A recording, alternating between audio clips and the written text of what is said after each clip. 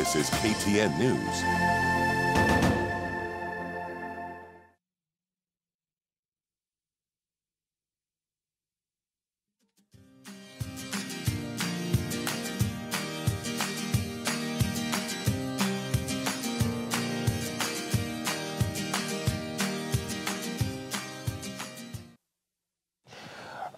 Hujambo tena na karibu katika siasa za kanda. Mimi ni Paul Nabiso na katika studio tunaye Hemedi Ali.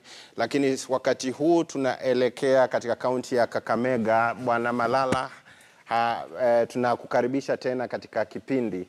Je, wewe ni mbunge ama yani mwakilishi wa katika Senate lakini wa upinzani. Kuna hii hatari kwamba viongozi wa kisiasa upinzani wananunuliwa na serikali wakati wa kupiga kura. Sijui kama wakati huu katika ile bunge la pili la Senate hali itakuwa hivyo ama ni tofauti. Bwana Paul, kwanza ningependa kusema kwamba upinzani sio viongozi peke yake. Upinzani ni wananchi. Kipengele chetu cha kwanza cha katiba kinasema kwamba nguvu, mamlaka yote yako mikononi ya wananchi.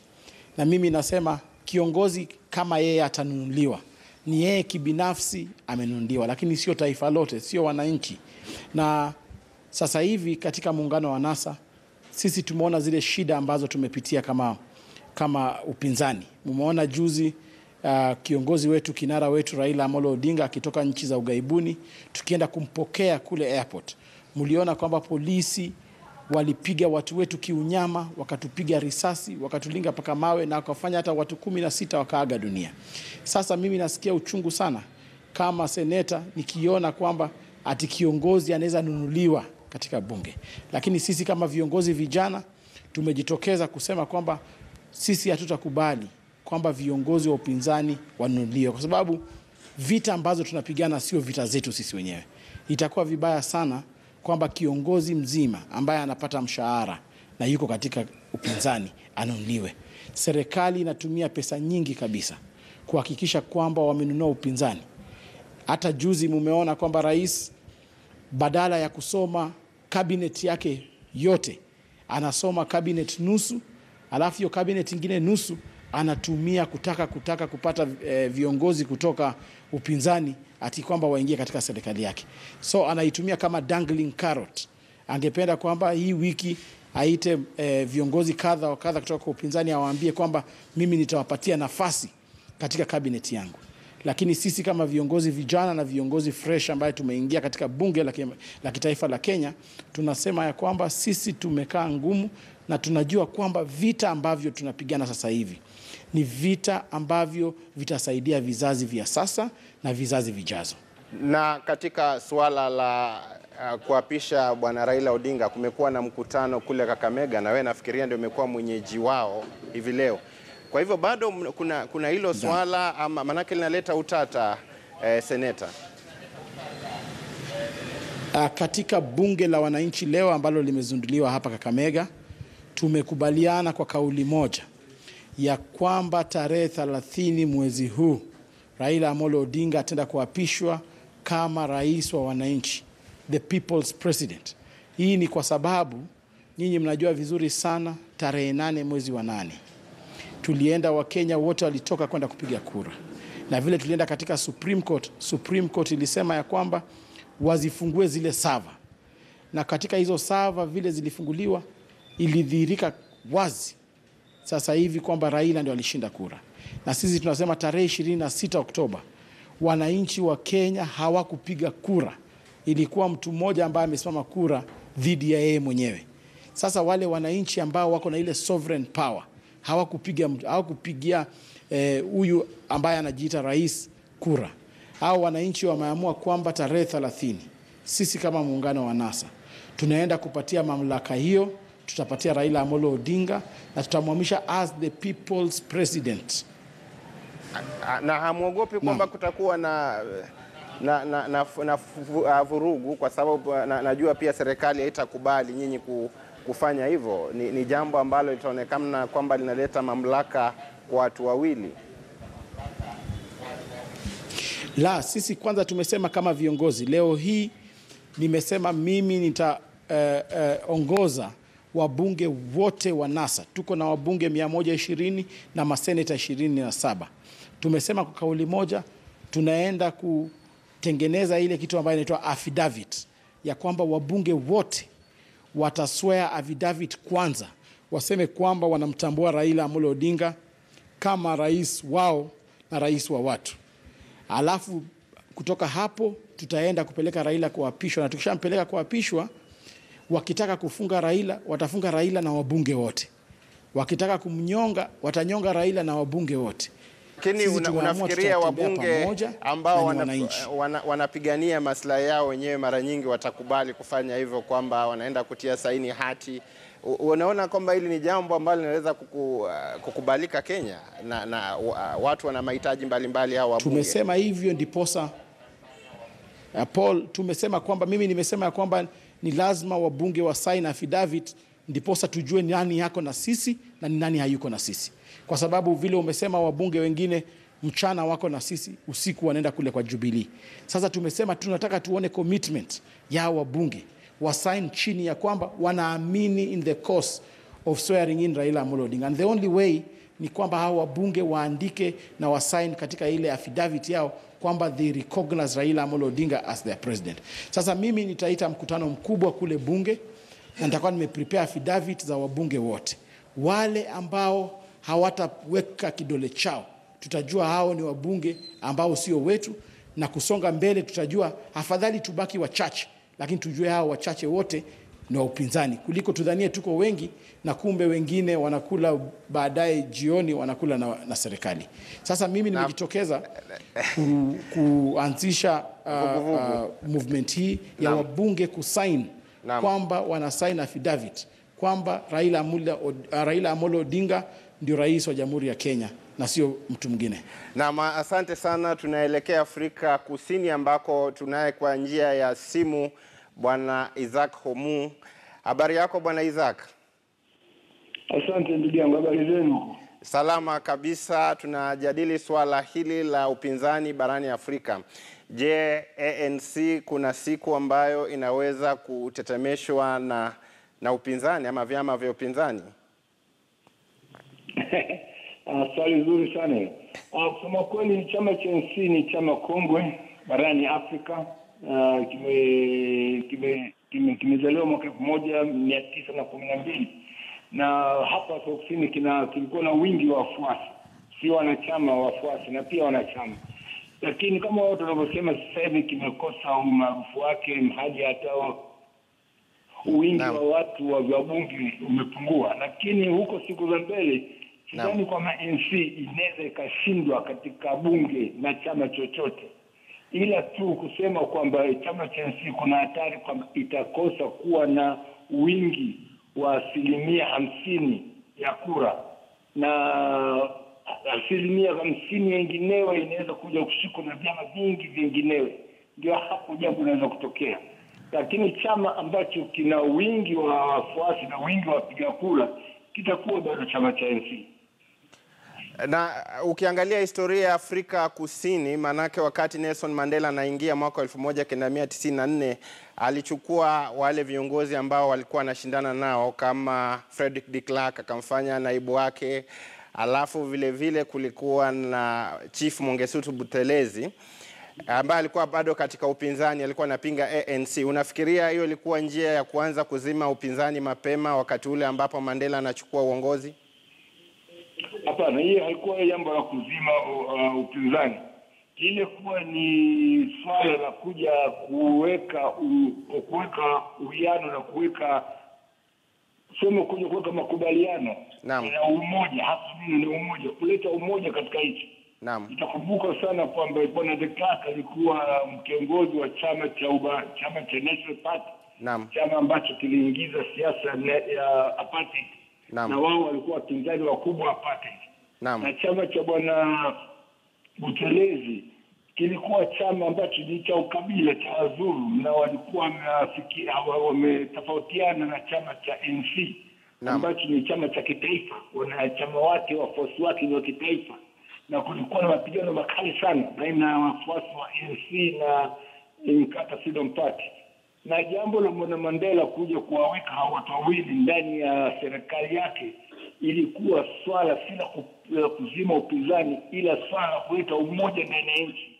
Ilikuwa swala ya jambo moja kubwa sana ambalo walifanya. Naam, asante sana Bwana Isaac Homu ambaye ni mwanahabari kule Afrika Kusini.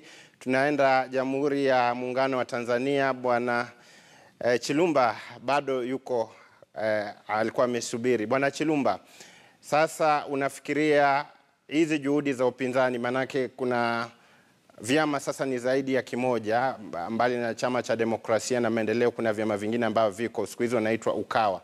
Unafikiria huu wingi wao katika uchaguzi ujao, watu zaidi wataendelea kujiunga na upinzani, ama serikali itaendelea kumega upinzani kama inavyoonekana sasa? Kwa sababu zinazodhoofisha upinzani ni mbili. Moja ni ukosefu wa ajenda. Kwa kweli hiyo lazima upinzani wa Tanzania ukubali, na pili ni huo mbinyo ambao sote tunakubali upo kutoka utawala wa Rais Magufuli. Nadhani sio rahisi sana kutabiri katika siku za usoni hali itakuwaje, lakini ishara inaonekana kwa kuchanganya hoja hizi kubwa mbili za mbinyo na ukosefu wa ajenda kwa upande wa upinzani. Kuna wasiwasi mkubwa kuwa hata ushawishi walionao sasa utaporomoka vikali 2019 wakati wa uchaguzi wa serikali za mitaa na 2020 wakati wa uchaguzi mkuu.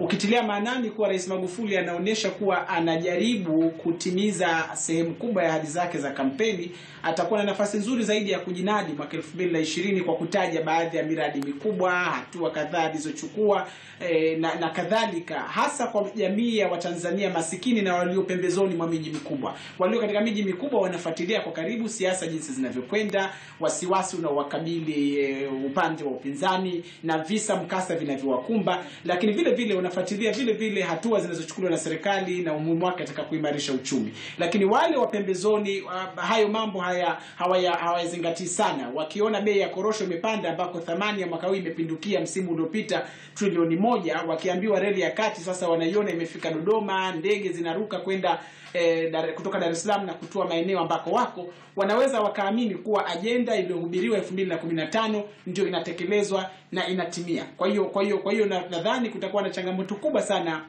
kwa upinzani. Na kwa bahati mbaya upinzani wa Tanzania umedhoofu mno na umefikia viwango vya chini kabisa vya ushawishi kwa sababu ya kudhani kuwa wanaweza wakapewa demokrasia mkononi. Na hilo ni wazi katika bara la Afrika. Siasa za upinzani zimekuwa ni zapata shika nguo kuchanika. Watizame Kenya walivyokitoa chama cha KANU katika muungano wa PNU, walivyomtoa Mwai Kibaki upinzani, baadaye chama cha Uhuru Kenyatta na kadhalika zake. Utaona ni jinsi gani mapambano yalikuwa ni ya kufa na kupona. Sio lazima ya kumwaga damu, lakini hatua za mashinikizo na kusukuma kweli kweli. Miezi michache tu iliyopita upinzani uliitikisa serikali mjini Nairobi mpaka ikakubali kufanya marekebisho katika Tume ya Taifa ya Uchaguzi. Vivyo hivyo tunaona katika nchi nyingi za Afrika. Ili mabadiliko yaweze kutokea, lazima pawepo na mashinikizo makubwa kutoka vyama vya upinzani bila kuhofu utawala una nguvu kiasi gani. Mfano wanao watu wa Chadema na Ukawa. Huo Ukawa wenyewe ulianzishwa baada ya kuvurugika kwa mchakato wa utafutaji wa katiba wakati ule. Lakini huo mchakato wenyewe wa katiba haukuja hivi. Ulikuja baada ya mshinikizo, nguvu, matamko, maandamano kidogo na msukosuko. Serikali mjini Dar es Salaam mpaka katika kipindi la Sijakakote akawa hana namna, ilibidi tu lazima akubaliane na hoja za upinzani na wasomi zokuwa zinashinikiza kuwepo katiba mpya. Sasa wao tangu Rais Magufuli ameshinda wamekuwa wenyewe wana hofu. Walitangaza hapa maandamano ya kupinga wanachokiita udikteta, ambao hata hivyo serikali ya Dar es Salaam inakosoa, inasema si rais dikteta, lakini mwishowe baada ya vitisho viwili vitatu kwamba watashughulikiwa kikamilifu, wakafutilia mbali maandamano yenyewe, na tangu pale heshima ya Ukawa yenyewe iliporomoka na watu wakaanza kuona hawa ni muungano tu wa watu wasiokuwa na ajenda na hawana msisimko wote ukilinganisha na miaka kadhaa iliyopita. Bwana Chilumba, asante sana. Manake hapa katika studio Bwana Hemedi anataka kupasuka, acha ajibu maswali, lakini nakushukuru sana Bwana Hemedi kwamba hamna ajenda nyinyi watu wa upinzani Tanzania na mnataka kupewa demokrasia mkononi, ama amesemaje bwana? Ndio hivyo, na silver platter. Kwanza kuna baadhi ya mambo nakubaliana naye katika uchambuzi wake, lakini kuna baadhi ya mambo sikubaliana naye hata kidogo. Si kweli kwamba Chadema imewahi kupoteza ajenda. Ajenda zilizojenga Chadema miaka yote hiyo 10 anayozungumzia kwamba tulikuwa kwa kasi kubwa zilikuwa ni ajenda zifuatazo. Moja, swala la katiba. Swala la katiba ilikuwa ni moja ya ajenda yetu. Swala la pili ilikuwa swala la ufisadi. Ufisadi uliokuwa umekithiri. Vitu hivi vyote vikubwa kwanza viwili tukivitazama hizo ajenda mbili hazijawahi hata siku moja kufikia katika piki ya utekelezaji ambayo itaifanya upinzani au kufanya Chama cha Demokrasia na Maendeleo kupotea katika ramani. Katiba tumeipata. Ndiyo. Mpaka sasa hatuna katiba mpya, tuko kwenye katiba ile ile. Kwa uwezo kusema kwamba sisi tumepoteza ajenda. Bado tunatuendelea na tumesema katika press ya mwenyekiti alipozungumza na wahariri wa vyombo vya habari kwamba mwaka 2018 tunadai katiba mpya kwa sababu utawala wa Rais Magufuli umevunja kwa kukithiri katiba ya Jamhuri ya Muungano wa Tanzania na sheria zake. Lakini pili, tunadai tume ya uchaguzi. Sababu kubwa ya kudai tume ya uchaguzi, tume huru ya uchaguzi ni uchaguzi hata huu mdogo tu, pamoja na kwamba kuna mapungufu ya huko nyuma. Uchaguzi mdogo wa madiwani uliofanyika katika kata 43. Watu wamepigwa mapanga, watu wamekufa. Rais Magufuli ametoa kauli kwamba wakurugenzi ambao wale ni wasimamizi sasa wa uchaguzi kwamba nimekupatia gari, nimekupatia mshahara na nimekupatia ulinzi, ole wako utangaze mpinzani kuwa mshindi. Sasa sisi hatusemi kwamba tunahitaji mapambano haya tunahitaji kuyafanya katika silver plate, lakini lazima tuangalie tunapotaka kusecure kile ambacho tunakiamini. Je, watu wetu wanabakia salama kiasi gani kwa haya mapambano kwa ajili ya kuwa reserve kwa ajili ya kushinda mbele. Si kweli kwamba Chadema imepoteza ushawishi au itapoteza ushawishi. Katika hizi kata 43 tulizoshiriki uchaguzi, CCM hawakuwa na ushawishi wowote. Isipokuwa walipora, walinyang'anya, walipiga, wakajitangaza ushindi katika kata hizo 43. Tumesema hatutoshiriki uchaguzi katika uchaguzi mdogo wa ubunge katika baadhi ya majimbo. Tuangalie CCM ina ushawishi gani wako huko wenyewe, hakuna chochote kinachoendelea. Kwa hiyo cha msingi ambacho tunatakiwa tujue kwamba Chama cha Demokrasia na Maendeleo ukao kwa ujumla wake na upinzani ndani ya Tanzania haujaupoteza ushawishi, isipokuwa vyombo vya dola kama ilivyotumika jeshi la polisi kipindi cha apartheid kukandamiza, kudetain watu, kukamata watu, kufunga watu, kuumiza watu wapinzani na watu wanaopigania demokrasia. Ndivyo sasa hivi jeshi la polisi Tanzania linatumika katika kukandamiza upinzani, lakini hiyo haitotufanya sisi tukafa. Tuko vizuri, tunakwenda kuchukua dola, tutaumizwa tunajua na tuko tayari. Tumeshapigwa risasi, wengine washapigwa risasi, lakini haya mapambano ni lazima Tanzania ipate ukombozi. Manyora, unaona leo bwana anaongea kwa wanaharakati kabisa. Unajua Tanzania wananipendeza na Kiswahili kitamu bwana. Na yule bana kutoka Dar es Salaam yule nimekubaliana naye kwa kiasi kikubwa. Kwamba unajua ni si ngumu kuelewa na Biswa. Mwanzo kulikuwa na udikteta ambao kwao hungeweza hata kuunda chama. Wacha kuunda chama katika Afrika. Hizi nchi nyingi za Kiafrika. Ilikuwa ni kwamba hata kutoa sauti, hata kukohoa peke yake. Hiyo ni stage upite hiyo. Baadaye upambane na kutoa sheria ambayo inapinga vyama vingi. Uweke in place multi-party democracy. Mkubaliwe. Baada ya kukubaliwa mzozane wenyewe kwa wenyewe kikabila, vyama vyenyu viwe dhaifu, mshindwe kama Kenya. Baadaye hapo mnaanza kukua. Unajua Chadema haijafika pale. Mnaanza kukua, serikali inawekea mfinyo pale inaitwa mbano mnabanwa pale, mnafinywa huku, hamwezi kukua na mikutano ya hadhara, inakuwa si halali. Hiyo vitu yote umpitie. Bado nyinyi bado mko hiyo stage. Mfike mahali Kenya imefika. Unaweza kwenda Uhuru Park useme kile unataka, hata umtukane Uhuru Kenyatta rais. Useme ile unataka yote, sema tu. Tumepita hiyo yote. Na uwe na mikutano ya hadhara. Leo wamekuwa Kakamega wa upinzani. Hiyo upite hiyo. Nyinyi hamjafika hiyo. Sasa ufike mahali uko quantitatively strong. Uko na idadi ya kutosha kuchukua ikulu, kuchukua urais. Upinzani wa Kenya ulishafika sasa hapa.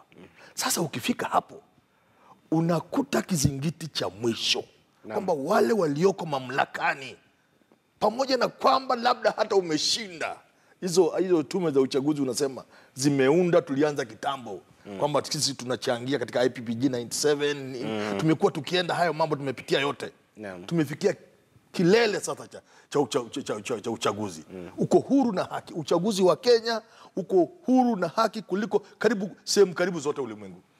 Lakini inapofika sasa mwisho kwamba watu wamepiga kura, sasa ni ile kutangaza ni nani mshindi katika urais. Sasa hapo ndio sisi tumekwama katika Kenya. Nyinyi bado mko na mtafika siku moja, na Gambia walifika pale, mtu akajaribu kufinya lakini wakachukua. Ivory Coast. Kwa hivyo mataifa yako katika stages mbalimbali. Hawa kwa hakika CCM ni kama ANC South Africa. Ni uzito wa ANC ama KANU zamani. Uzito ule wa ANC si kwamba hata ilalie chama kingine. Yani iname tu kidogo ikae kama inataka kuilalia, inaanguka na inakufa.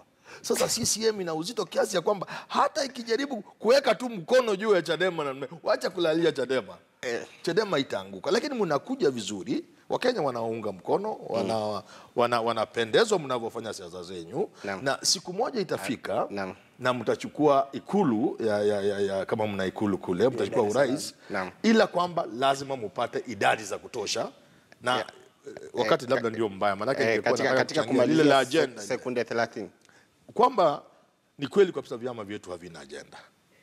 Ningekupa historia ya vyama ndio ujue maana chama ni nini, agenda ni nini.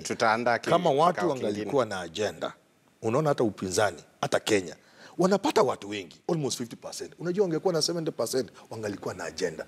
Ni kipi upinzani unaweza fanya tofauti? Na tunamaliza na swali hilo. Naam. Huyo amekuwa ni Herman Manyora, mhadhiri katika chuo kikuu cha Nairobi na vile vile mchambuzi wa masuala ya siasa.